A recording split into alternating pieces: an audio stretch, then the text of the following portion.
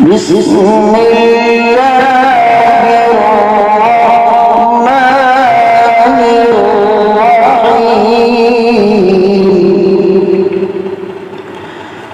قل أعوذ برب الفلق من شر ما خلق ومن شر غاسق إذا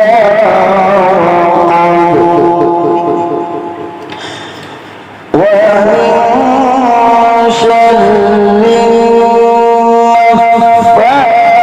النفاثات في العقد